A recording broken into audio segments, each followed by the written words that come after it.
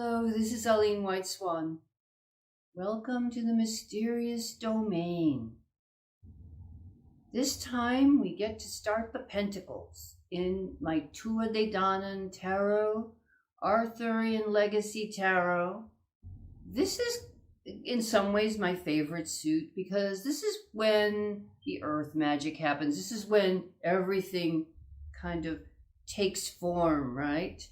And this suit that came to me through my interactions with the Tuatha de Danaan was inspired by this, a medieval poem called Sir Gawain and the Green Knight. This is one of my favorite things on the planet. It's translated into, I guess, kind of Middle English or early modern English by J.R.R. Tolkien, who, in case you don't know, was a medieval scholar. This is an amazing thing. I mean, this is like the mother of all medieval fantasy stories, I think. Oh, I didn't do my homework, but I don't know what century it is. Maybe I'll put it in the thingy I'll put it down below. But it's medieval, and in fact, it's from the period in Britain before the French got a hold of, Eleanor of Aquitaine and all of them got a hold of these stories and put in Sir Lancelot and all that stuff. But before Sir Lancelot, Sir Gawain was the man, the great knight. And in this story, presided over by an old woman who we will learn is one of the guises of Morgan Le Fay. But in this story, it's Christmas time and King Arthur's holding court. And a knight gallops in who's huge and everything's green. The horse is green, the man is green, his beard is green, his armor is green, everything about him is green. And he challenges King Arthur to a kind of a fight. And of course, Sir Gawain, as he usually does, he steps in to be King Arthur's replacement, right? His second, his champion, whatever you want to call it. And so the Green Knight tells Sir Gawain to chop off his head. So this description is worth its weight in gold, okay? It's worth its weight in green. And I depict the Green Knight in the Devil card in this tarot deck. So if you want to see what he looks like, that's what he looks like. So they're having their feast, right? And then there heaved in at the hall door an awesome fellow, what in height outstripped all earthly men. From throat to thigh he was so thick-set and square, his loins and his limbs were so long and so great, that he was half a giant on earth, I believe. Yet mainly and most of all, a man he seemed, and the handsomest of horsemen, though huge at that, and for though at back and at breast his body was broad, his hips and haunches were elegant and small, and perfectly proportioned were all parts of the man, as seen. Men gaped at the hue of him, ingrained in garb and mane, a fellow fiercely grim, and all a glittering green. Yes, garbed all in green was the gallant rider, and the hair of his head was the same hue as his horse. So he's green, green, green. And he challenges Sir Gawain to chop off his head. And so Sir Gawain steps up and chops off his head. The Green Knight reaches down, picks up his head, and the head laughs at Sir Gawain and challenges him to meet him at the Green Chapel on New Year's night. So the whole story is about Sir Gawain having to go and meet this challenge of the Green Knight, the beheading game. And so this one story has set up the Pentacles Suit. So the Maiden of Pentacles carries in Sir Gawain's shield, and on Sir Gawain's shield on the front is a pentacle, which each point signifies one of the virtues of knighthood. So there's generosity, courtesy, chastity, chivalry, and piety. And on the inside of the shield, and you can see it on the card in the air, is the Madonna and Child.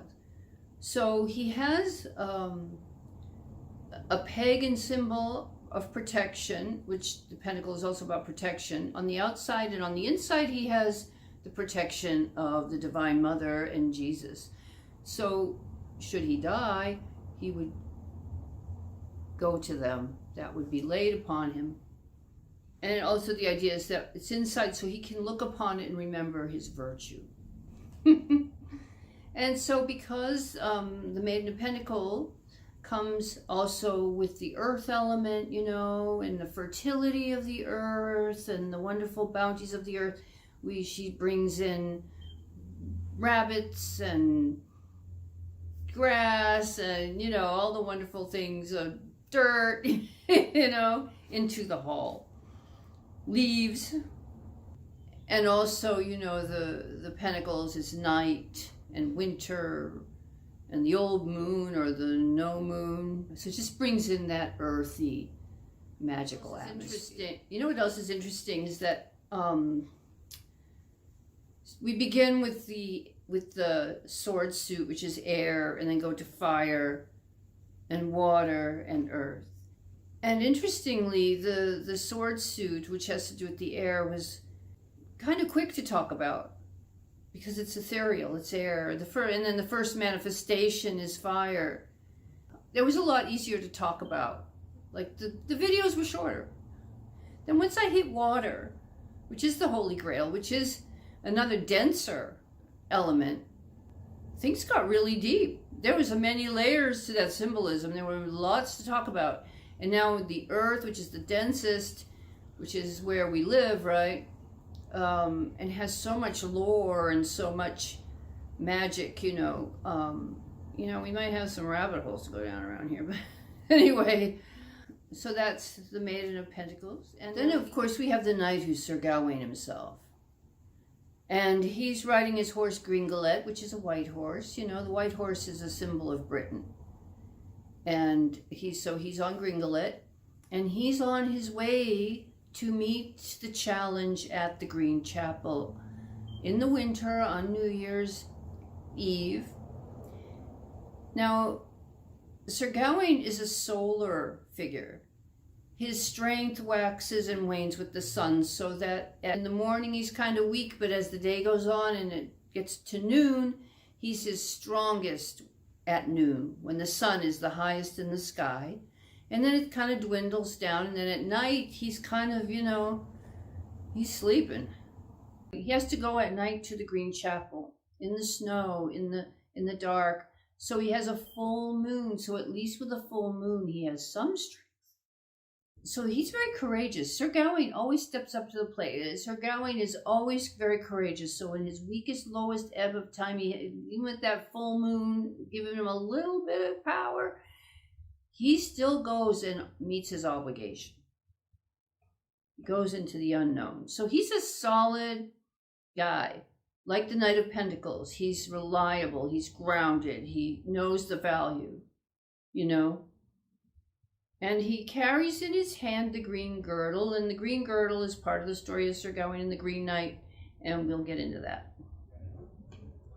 Probably in a different video, actually. We'll get into that. Now, the Queen of Pentacles is Morgan Le Fay. Morgan Le Fay, who is the old lady in King Arthur's court when the Green Knight came in, is the mastermind behind this whole thing. This is why she shows up as the Queen of Pentacles. Morgan Le Fay is kind of associated with water because a Morgan is like a Welsh word for a mermaid.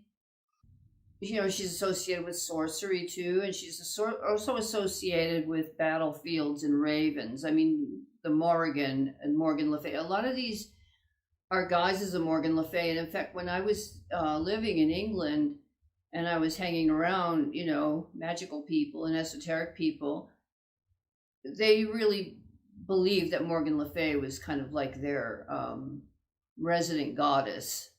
And, you know, along with Boudica and a deer goddess called Ellen of the Ways, who was more associated with England. Morgan Le Fay is originally, I suppose, associated with Wales, but she has come to represent the whole of Britain in these circles of people. So she's here with the white stag, or the roebuck. You could call there's a roebuck or a stag. They have slightly different horns. But she's the one who sends the white deer out of the forest to lure unsuspecting seekers into the forest to meet their adventure.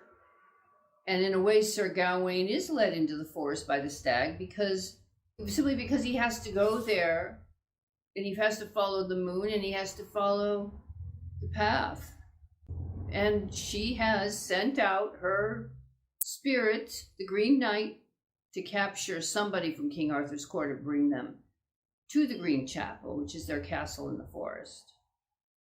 Did that make sense, what I just said? I get like this sometimes because I know the literature. I'm a little rusty on the literature, but I know the literature, but I also have my own feelings about this stuff. I also have a lot of, you know, from the magical work, I have a lot of stuff in my mind when I talk about these characters that are more on a feeling level, more of my relationship to them, I suppose you could say, and how they've sort of formed in my mind. And to me, this card of Morgan Le Fay with the deer has got so many layers of resonance for me. And part of that has to do with the fact that I actually, when I was in England, I had a very, I'll just say, a savage encounter with Herne the Hunter, or Cernunnos, whoever the deer man is. It was pretty intense. Because of that encounter, I had to go on the journey into the forest and learn more about this spirit than I thought I knew from reading and thinking and creating. And in my own world, I encountered it in Britain, in England, and it made me have to go really deep into it, what that's all about. And so this card in particular has a lot of depth. And I would think, you know, if you're working with these cards, you could tap into that yourself. But, you know, these spirits are tied to the land. And even though I'm in Seattle and I'm having these experiences in Seattle, they had a much different character than when I went to the British Isles and experienced them. Very different. So maybe someday I'll talk more about that. So the King of Pentacles isn't really a king, he's a sir. He's like a lord. He's Sir Bertilac. But he's king of this kingdom, he's king of this castle.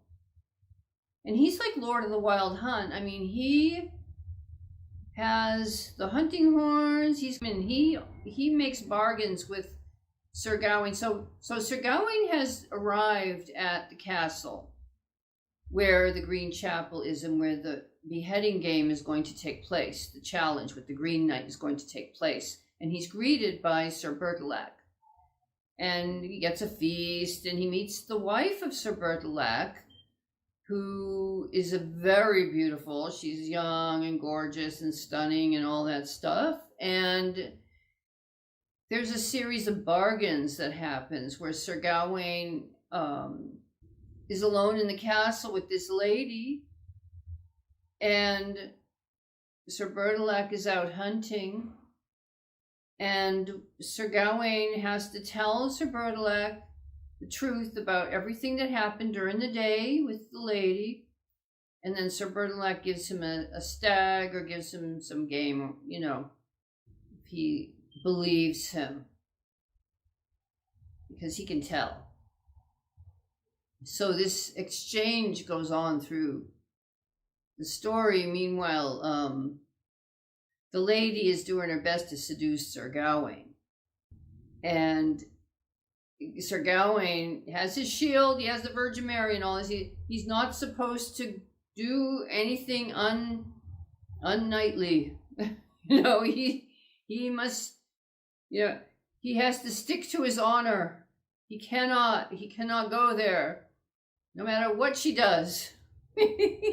So he, I don't know if I'm ready to tell that whole story yet, because it kind of goes in through the cards a little bit, and it has episodes.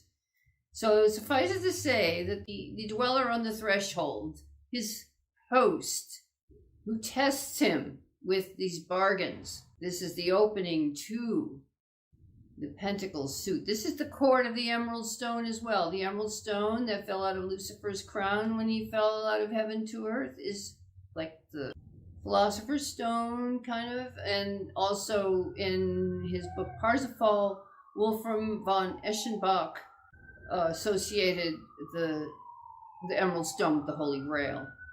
And some of you may know about the Emerald Tablet of Hermes. Thrice great Hermes, I won't attempt that word. Thrice great Hermes, Trismegistus, maybe that's how you say it. Hermes Trismegistus. So that this Emerald Stone, which also is the color of the earth, right, is in the middle of the pentagram in all these cards, and so it puts in its appearance and gives it power. So yeah, I think that's it for this video. So there'll probably be 2 more, hopefully not 3 more, 2 more Pentacles, and then we'll be done with all these cards, and I'll start on the major arcana. So yeah, if you liked it, please like. And then, you know, if you want more, please subscribe, because there will be more. I'm probably going to do more readings as well. I know I am going to do more readings. So you can kind of come back and stay tuned and all that stuff. Hit the bell. I like bells. I've lived in places where I could hear the church bells and stuff in my house, and I used to really like that. So hit the bell. And yeah, thank you. You guys are great, and thank you so much for coming and listening to me ramble on. Okay, take care of yourselves. Bye-bye.